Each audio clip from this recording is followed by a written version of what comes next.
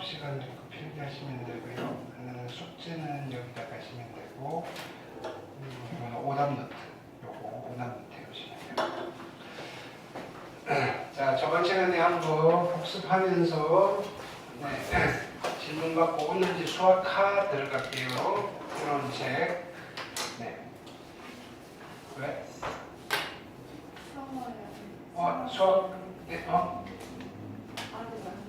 네, 사서 숙제 하셔야죠. 수업은 어차피 보고 필기하시면 되니까요.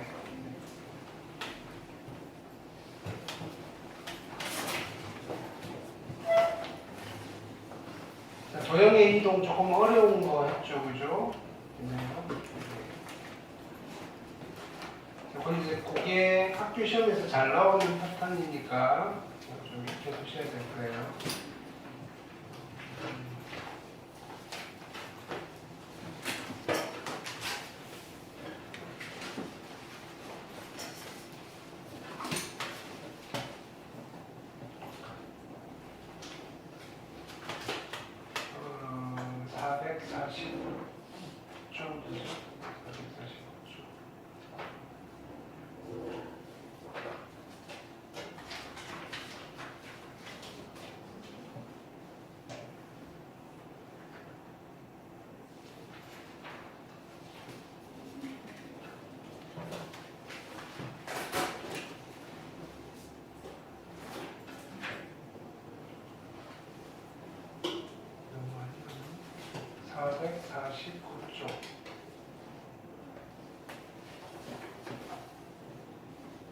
요거부터 자, 요거 이동하는 거 그죠? f의 x, 이퀄 0 그죠? 얘가 얘로 바뀌었어요 라고 했을 때 적절하게 대칭 이동이랑 평행 이동을 섞어서 만들면 되는데, 그럼 대칭 이동을 먼저 하나요? 평행 이동을 먼저 하나요? 순서는 상관없다 그랬어요. 대신에 평행 이동에서의 이동 방향이 차이가 나요. 똑같이 해놓고 자리만 바꾼다고 되는 게 아니고요. 그래서 여기도 방법 1은 평행 이동하고 대칭 이동하는 방법도 있고요. 또는요, 대칭 이동하고 평행 이동하는 방법도 있어요. 어떤 게 편한가요? 그건 몰라요. 왜냐면 여러분들이 보고, 그죠? 눈에 보이는 거 먼저 하시면 된다 그랬어요. 됐죠? 그래서 1008번, 1009번 숙제였죠? 질문합시다. 됐나요? 그 다음. 자, 요거 시리즈들 쫙 해줬잖아요. AP 더하기 BP의 최소값. 그쵸?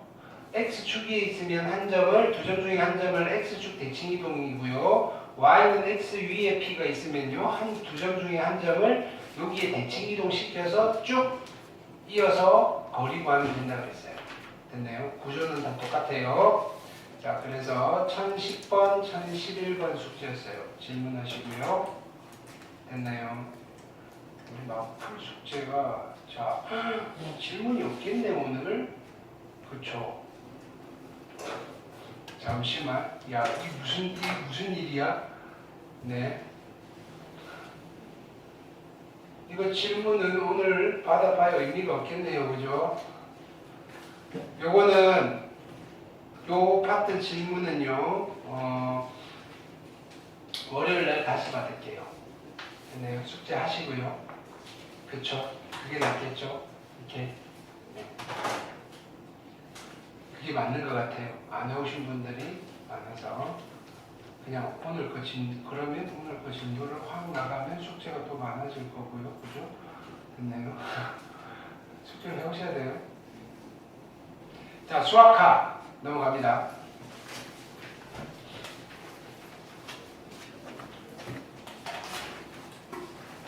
자, 수학하는요, 크게 3개의 섹션으로 이루어져 있어요. 3개의 섹션. 첫 번째 섹션은요, 집합과 명제라는 단원이고요. 두 번째 섹션은요, 함수라는 단원이고요. 세 번째는요, 경우의 수예요. 근데 우리가 얘는 좀 익숙하죠. 경우의 수. 중학교 때 했잖아요. 몇 가지인가. 근데 또 좀 낯선 용어가 있어요. 순열이라는 단어가 있고요. 조합이라는 단어가 있어요. 그렇지만 결국은 여기는 요 몇 가지인가 세는가에서 크게 벗어나지 않아요. 세는데 요런 순열이라는 방법으로 카운팅을 할 수도 있고요. 조합이라는 방법을 이용해서 몇 가지인지를 찾아낼 수도 있어요. 뭐 이 정도예요. 됐나요? 그 다음 함수는요. 많이 들어봤죠. 근데 좀 낯선 아이들이 등장할 거예요. 지금까지 봤던 함수들을 총정리한다라고 생각하시면 되고요. 함수를 새롭게 정의를 낼 거예요. 원래 여러분들이 알고 있는 함수에서 좀 더 확장되고요. 보다 깊어지고요. 그 다음에 새로운 것들이 등장해요. 그래서 좀 낯선 용어들 있죠. 합성함수, 역함수 이런 거. 그 다음에 3번과 4번은 이러한 함수들의 종류예요. 종류. 됐나요? 유리함수라고 되어 있죠. 이 유리함수 안에 속해져 있는 게 1차 함수, 2차 함수예요. 1차 함수와 2차 함수는 유리함수의 한 종류인데요. 그럼 그거 말고 또 다른 유리함수는 없나요? 있어요. 됐나요? 야. 왜 사라졌을까요?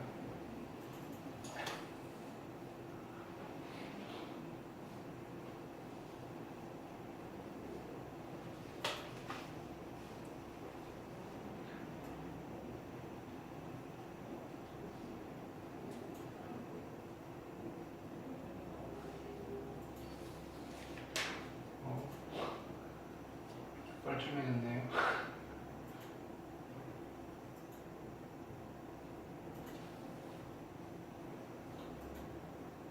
자, 이 유리함수의 안에 1차 함수, 2차 함수가 있고요. 1차 함수, 2차 함수 말고도 또 다른 함수가 있어요. 이렇게 됐나요? 그리고 그런 거 말고 또 다른 함수가 또 무리함수예요. 됐나요? 이렇게. 그래서 어떤 새로운 어떤 함수의 종류, 그럼 함수가 있으면 그래프도 달라질 거 아니에요. 그죠? 여러 가지 다양한 형태의 그래프를 볼 거예요. 첫 번째 단어는요. 집합과 명제 두 개가 같이 들어가 있어요. 그래서 집합이라는 이야기, 명제라는 이야기. 됐나요? 얘는요. 여기 있을 나이가 아니에요. 이름이 뭐예요? 부등식이잖아요. 됐나요? 얘는 수학상에 있는 부등식에 속해져 있는 아이인데 잠깐 파견 나와 있어요. 됐나요? 파견 나온 이유는 다음에 할 때 이야기해 드릴게요. 됐나요? 여기에 핵심 테마는 집합과 명제예요. 그러면 우리 1학기 때는요. 1학기 때는 다항식을 배우고 그 다항식 가지고 방정식을 만들었잖아요. 그리고 그 다항식 가지고 함수도 만들고요. 됐나요? 그 방정식 푸는 과정에서 필요한 게 허근이 필요하니까 허수 이야기도 했고요. 뭐냐면요. 우리가 1학기 때 그 도형의 방정식 전까지 2차 부등식까지는 커다란 하나의 한 팀이에요. 하나의 영화예요. 하나의 영화. 그리고요. 뒤쪽에 도형의 방정식부터는요. 또 좀 다른 영화였잖아요. 두 개의 영화가 있었다면요. 자, 여기는 수학하에 있는 아이는 영화가 3개예요. 3개. 됐나요? 1번은요. 아이언맨이고요. 2번은요. 스파이더맨이고요. 3번은요. 마블에 또 뭐 있어요? 아는 게 기억나는 그거밖에 없네. 마블은 3번은요. 걔 이름 뭐지? 방패 들고 다니는데. 캡틴 아메리카고요. 뭐 이런 거예요. 그러면요. 보세요. 아이언맨을 영화를 보다 보면 갑자기 툭 스파이더맨이 싹 스치고 지나갈 때가 있잖아요. 그렇죠? 오케이. 뭐 그런 거예요. 같은 그죠? 뭐 이렇게 이야기가 서로 조금씩은 엮여져 있는데 메인 스토리는 다 다른 거다. 이런 이야기를 하고 싶어요. 그래서 그래놓고 다 모아놓고 영화가 한 편 나오잖아요. 어벤져스 이러면서. 그렇죠? 그게 뭐예요? 수능이에요. 여기 있는 아이들 다 등장하는 거예요. 무슨 뜻인지 알겠어요? 그래서 집합과 명제를 하면서요. 자, 지금 우리가 1단원, 2단원, 3단원이 있는데요. 2단원부터 시작해도 별 문제 없어요. 3단원부터 시작해도 별 문제 없어요. 됐나요? 그러니까 내가 영화를 캡틴 아메리카를 먼저 보고 아이언맨을 보나, 그렇죠? 뭐 아이언맨을 보고 나서 스파이더맨을 보나 순서 상관 있어요, 없어요? 없어요. 없는데, 그죠? 이게 또 그런 거 있잖아요. 시대 순서대로 뭐부터 봐야 되고 그 순서도 누군가 정해주긴 했어요. 몰라요. 그거 안 좋아하나? 너무 옛날 영화인가? 나도 다 못 봤는데. 그죠? 그것도 못 봤어요. 마지막 거. 네. 어쨌든. 자, 뭐 그런 일이 벌어질 거다 이거예요. 조금씩 연관성은 있는데, 그죠? 전 그냥 각각의 이야기이다 이렇게 생각하시면 돼요. 그리고요, 특히나 이 집합 자체는 어렵지 않아요. 자, 집합과 명제는 자 어떤 거에 해당되는 이야기냐면요, 어떤 수학의 여러 가지 컨텐츠를 담는 그릇이라고 생각하면 돼요. 됐나요? 우리 집에 주방에 가면 여러 가지 그릇들이 있잖아요. 접시도 있고요, 사발도 있고요, 됐나요? 밥그릇도 있고 국그릇도 있어요. 됐나요? 그러면 우리 이런 거 가르쳐 주는 거예요. 밥그릇을 주면서 야 여기는 밥을 담으면 돼. 국그릇을 주면서 여기는 국을 담으면 돼. 사발을 주면서요. 됐나요? 큰 그릇. 여기는 라면 그릇을 담으면 좋겠지. 뭐 이런 거. 됐나요? 그런 거를 가르쳐 주는 거예요. 집합과 명제는 그릇이에요. 그릇. 됐나요? 그러면 실제로 문제는 어떻게 되겠어요? 그 그릇 안에 이상한 게 들어가 있어요. 내가 처음 보는 음식이에요. 야 먹어봐. 먹어보고 뭘로 만들었게? 이렇게 물어보는 거예요. 됐나요? 일단은 사발에 담겨져 있으니까 야 라면으로 만들었나? 근데 라면처럼 안 보이는데 먹어봐야지. 라면 맛이 나는 것 같긴 한데 무슨 라면이지? 이렇게 찾는 거예요. 이렇게. 그래서 이 단원에 있는 자체는 새롭게 배우는 내용 자체는 어렵지 않아요. 근데요, 실제로 문제가 나오면요, 여러분들 앞에서 힘들었던 거 다 나와요. 2차 구등식 다시 해야 되고요. 복소수도 그릇에 담아서 나와요. 그러니까 계속 복습이에요. 그래서 수상을요, 잊으시면 안 돼요. 거기 있는 거 시험 봤다고 끝난 게 아니에요. 아유, 이제 끝났으니까 안 나오겠지가 아니라 계속 여러분들 발목을 붙잡고 있을 거예요. 그래서 이해가 제대로 안 되고 시험을 보고 지나왔다면 그거는 보통 이런 이야기를 해요. 선생님, 그 시험 본 건데 왜 하나요? 되게 멍청한 질문이에요. 그럼 네가 시험 봤다라고 그걸 다 알고 있냐? 뭐 그러면 안 해도 돼요. 완벽하게 이해를 했어요. 그러면 굳이 할 필요는 없어요. 근데 어쨌든 완벽하게 이해했다고 치더라도 우리는 시험 보고 나서 교실 나오는 순간 다 까먹잖아요. 그게 아니라고 하더라도 시간이 지나면 또 까먹잖아요. 그래서 계속 반복을 할 수밖에 없어요. 네. 그래서 반복을 시키고 있는 거고요. 이해됐죠? 자, 그래서 첫 번째 단어는 집합과 명제를 할 건데 얘는 집합이랑 명제랑 두 개가 나눠져 있어요. 그래서 그 중에서 처음 등장하는 집합부터 할게요. 집합. 그렇죠? 자, 필기를 합시다.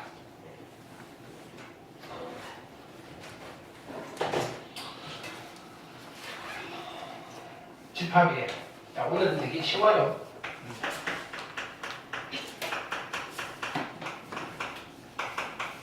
집합이에요. 자, 첫 번째 정의. 야, 집합이 뭐지? 이거죠. 네. 집합이 뭘까요? 집합을 영어로 뭐라고 할까요? 집합은 영어로 세트예요.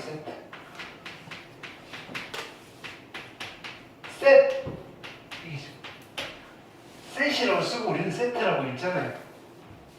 그쵸? 세트 어디 가면 있어요? 세트. 저 옆집 가면 있잖아요. 와퍼 세트.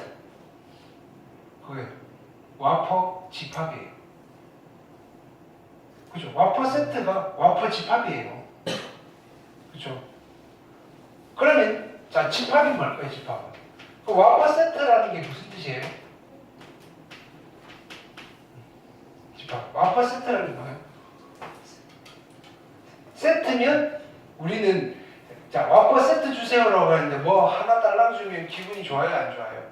안 좋죠. 뭐가 좀 많이 줘야 돼요. 뭐가 모여 있어야 된다고요. 됐나요? 왓버 세트니까, 자, 세트라고 하면 뭐가 모여 있어야 돼요. 모임이에요, 모임. 됐나요? 뭐가 모여 있는지는 중요하지 않아요. 어떤 대상들의 모임이에요.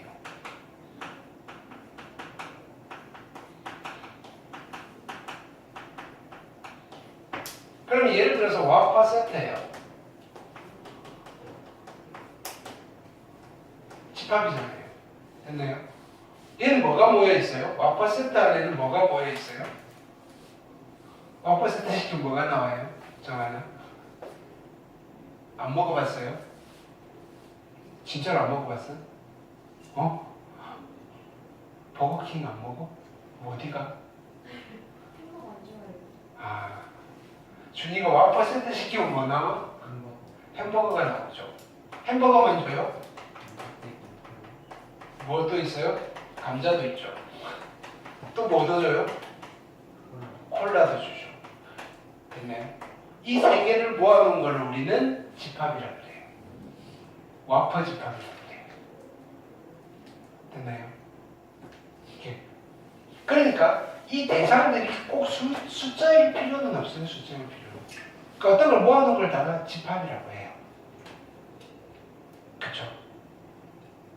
근데요, 우리는 이걸 보고 알아요. 자, 보세요. 그냥 아무거나 모아놓은 게 다 집합이냐면요.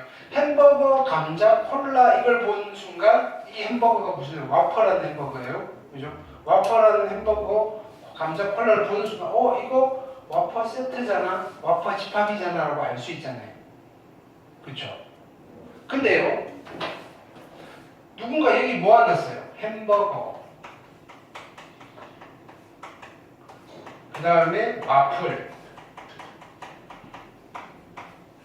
그 다음에 또 뭐가 있을까요? 핸드폰. 이렇게 세 개를 모아놨어요. 이게. 이거 집합이에요. 뭐가 모여있긴 모여있어요. 이게. 그럼 이거를 한 팀으로 묶을 수 있을까요? 이렇게 되는 거예요. 못 묶는데. 왜? 저게 뭔데? 근데 누가 분실물인가? 분실물인가? 라고 하는 순간 집합이 된 거예요. 분실물들의 모임. 됐나요? 그건 괜찮은데요. 그게 아니라면요? 됐나요? 뭘 모아놨다고 해서 다 집합이 되는 게 아니고요. 모아놓은 거에 대한 기준이 명확해야 돼요. 명확한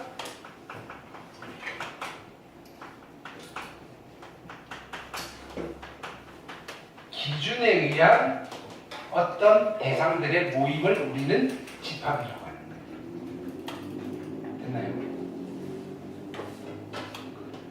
예를 들어서 여기에 사람들이 빠글빠글 몰려 있어요. 됐나요? 사람들의 모임이에요. 근데 물어봤어요. 야, 이 사람들 왜 모였어? 라고 물었더니, 됐나요? 왜 모였어? 라고, 왜 이 사람들, 뭐 하는 사람들이 왜 모였어? 했더니, 노래를 잘하는 사람들이 모여있대요. 집합일까요? 아니죠. 왜? 여기는요, 정한이도 있고요. 됐나요? 준익이도 있고요. 됐나요? BTS도 있어요. 다 노래를 잘하는 사람이에요. 그렇다라고 볼 수는 있는데, 좀 아니잖아요. 노래를 잘한다는 기준이 명확하지가 않아요. 됐나요? 그런 거는 우리가 집합이라고 안 할까요? 그냥 모여있네 이렇게 하지 세트라고 안 부를 거라고요. 기준이 명확해야 돼요. 사람들이 모여있어요. 됐나요? 내가 저 사람들 왜 모여있어요? 라고 물었더니 저 사람들 다 착한 사람들이에요. 이렇게 하는 거예요. 집합이에요? 아니에요? 아니겠죠. 됐나요? 자, 사람들이 막 모여 있는데요. 이렇게 모여 있어요. 저 사람들 왜 모였어요? 그랬더니 예쁜 사람들만 모아놨어요. 집합이에요? 아니에요? 아니에요. 됐나요? 사람들이 모여 있는데요. 됐나요? 저 사람들 뭐 하는 사람들이에요? 왜 이렇게 모여있어요? 그랬더니 공부 못하는 사람들만 모아놨어요. 집합이에요? 아니에요? 아니에요. 공부 못하는 기준이 명확하지 않다 이거예요. 됐죠? 근데요, 사람들이 모여있어요. 이렇게. 누가 모여있어요? 라고 했더니, 이번에 기말고사 봤는데 수학 점수 50점 미만인 학생들을 다 모아놨어요. 복습시키게. 집합이에요? 아니에요? 얘는 집합이 맞아요. 됐나요? 명확한 기준이 라는 게 어떤 의미인지 알겠죠? 이해됐나요? 쉬워요. 됐나요? 그러니까 그릇을 가르쳐준 거예요. 집합이라는 그릇에는요, 아무거나 다 담으면 안 되고요. 그죠? 각 명확한 기준에 의해서, 그죠? 그거 충족한 아이들만 이 그릇에 담아야 돼요. 이런 거예요. 이해되나요? 이때 여기에 담겨져 있는 이 대상 하나하나를 우리는 앞으로 뭐라고 부를 거냐면요, 원소라고 부를 거예요. 원소. 됐나요? 원소를 우리는 영어로는 엘리멘트라고 해요. 엘리멘트. 됐나요? 원소. 자, 보통 원소는요, 소문자로 표시를 할까요? 뭔지 모를 때. 집합은요, 대문자로 표시를 할 거예요. 됐나요? 내가 문장으로 한번 써볼게요. 어떤 문장을 쓸 거냐면요. 자, 여기 집합과 명제는 국어와 수학의 경계 지점이에요. 그래서 문장을 많이 써드릴 거예요.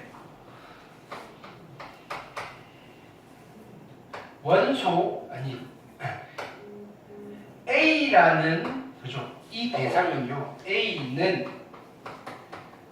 집합 A의 원소이다 라는 문장을 만들었어요. 됐나요? 이건 국어예요. 됐나요? 국어로 표현을 한 거예요.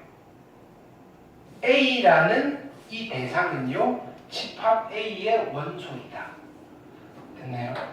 이거를 수학의 수식으로는 어떻게 표현을 하느냐면요, A를 쓰시고요, 머리 글자 E잖아요. 이 같이 생긴 기호를 포크 같이 생긴 걸 하나 그리는 거예요. 그리고요, A 이거예요. 됐나요? 포크가 어디로 벌려 있어져야 돼요? 집합 쪽으로 벌려져 있어야 돼요. 그러니까 부등호로처럼 생각하셔도 돼요. 원소가 크겠어요? 집합이 크겠어요? 집합이 크겠죠? 큰 쪽으로 벌리셔야 돼요. 됐나요? 그럼 2라고 했으니까 2를 썼으니까, 그죠? 이렇게 쓰면 안 되나요? 이렇게 쓰는 건 안 되나요? 라고 하면요, 괜찮아요. 됐나요? 포크가 벌려져 있는 방향만 맞으면 돼요. 우리는 이걸 보고 읽으시면 돼요. A라는 어떤 대상이 있는데 얘가 이 집합 A의 원소이구나. 이렇게. 쉽죠? 또 문장을 한번 써볼게요. B라는 대상이 있는데 B는 집합 A의 원소가 아니다. 이렇게 라는 문장을 수식으로는 어떻게 표현하느냐면요, B라는 어떤 대상은요, 숫자일 수도 있고요, 문자일 수도 있고요, 빵일 수도 있고요, 핸드폰일 수도 있고요, 됐나요? 사람일 수도 있고요, 됐나요? A의 원소가 아니다라고 선을 그어버리면 돼요. 됐나요? 자리를 바뀌셔도 상관없어요. B라는 대상은요, A의 원소가 아니다라고 하시면 돼요. 사선의 방향도 신경 쓰지 마세요. 그냥 그으면 돼요. 그냥. 됐나요? 편하게 그으시면 돼요. 이렇게 그어야 돼요? 이렇게 그어야 돼요? 괜찮아요. 세로로 쭉 그으셔도 돼요. 됐나요? 아니다라고 그어주시면 돼요. 되셨죠?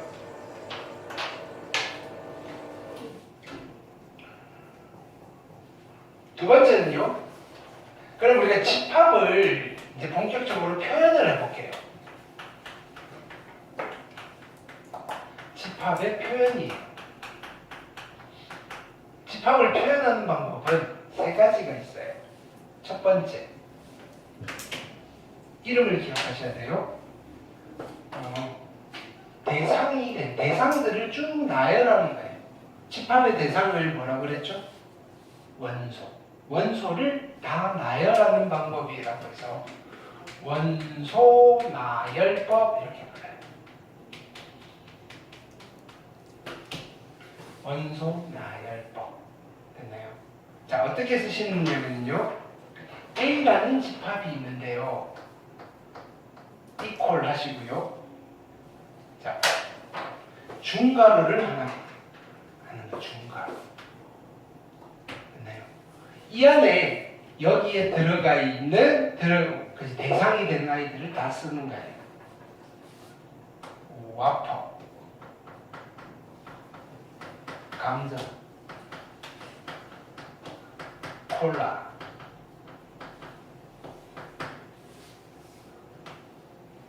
라는 집합이에요.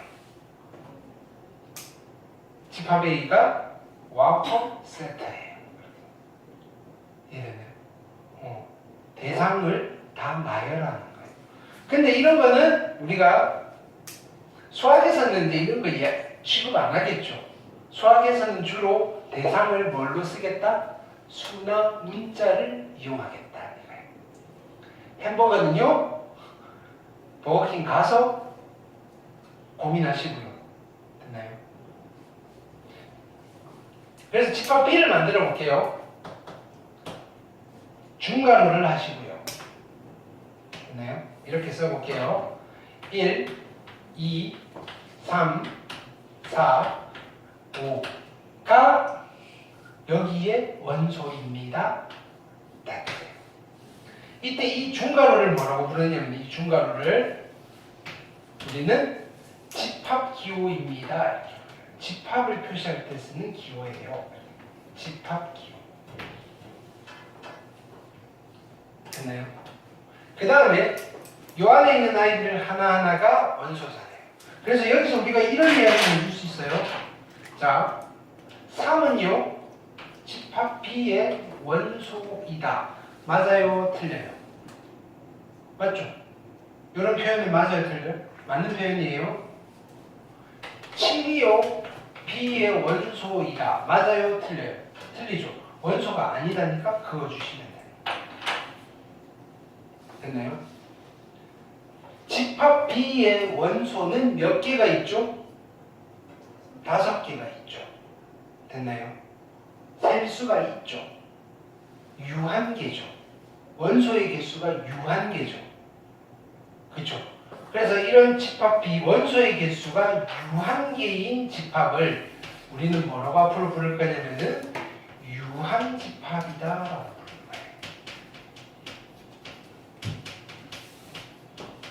거예요. 유한집합. 됐나요? 유한집합은요 원소의 개수를 셀 수 있어요. 됐나요? 유한집합은 원소의 개수가 몇 개인지 셀 수가 있어요. 집합 B의 원소의 개수가 몇 개인가요? 자, 집합 B의 원소의 개수가 몇 개이다? 개수는 몇 개이다? 5개이다. 이렇게 쓰는 거예요. 됐나요? 방금 뭐 했어요? 집합 B에 있는 원소가 몇 가지인가 센 거잖아요. 경우의 수. 저 끝에 있는 캡틴 아메리카가 우리 지금 뭐 아이언맨 보고 있는데 캡틴 아메리카 잠깐 스치고 지나가는 거예요. 뭐 이거 세는 거예요. 5개 센 거잖아요. 그게 카운팅 하는 거잖아요. 그게 경우의 수예요. 이해됐죠? 그렇게 잠깐 스치면서 막 지나가는 거예요. 영화를 보고 있는데. 자, 근데 말로 쓰니까 너무 길잖아요. 집합 B의 원소의 개수를 의미하는 수식이 있어요. 됐나요? 개수를 표현하는 n, 넘버에 머리 글자 n을 쓰시고요. 괄호를 하세요. 그리고 B라고 쓰는 거예요.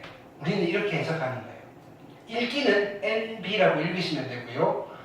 해석은요. 집합 B의 원소의 개수군 5개가 있네요. 이렇게 표현을 하는 거예요. 이해됐나요? 자, 이렇게 표현을 해볼게요. N 하시고요. 여기에 집합 자체를 그냥 써줄 수도 있어요. 1, 2. 무슨 뜻인가요? 이 집합의 원소의 개수를 말하는 거예요. 얼마인가요? 이 집합의 원소의 개수. 원소의 개수. 2개니까 2라고 쓰는 거예요. 이해됐나요? n이라고 쓰시고요. 여기에 별표, 동그라미, 세모 이렇게 돼 있어요. 됐나요? 이 집합의 원소의 개수를 물어봐요. 몇 개가 있어요? 3개가 있으니까 3이라고 하시는 거예요. 쉬워요. 됐나요? 눈만 잘 뜨고 있으면 돼요. 그리고 몇 개인지만 잘 세면 돼요. 지금 우리 더하기 빼기도 아직 안 했어요. 1개, 2개, 3개 세는 것만 했어요. 그죠?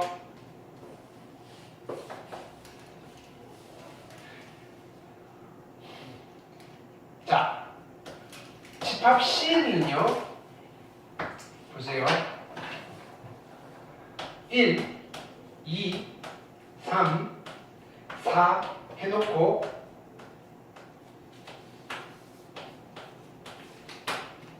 이렇게 돼 있어요. 됐나요? 집합 C는 유한집합이겠어요? 무한집합이겠어요? 유한집합. 이게 무슨 뜻이에요? 요런 규칙을 따라서 쭉 진행될 건데 다 쓰려니까 너무 힘들어서 내가, 그죠?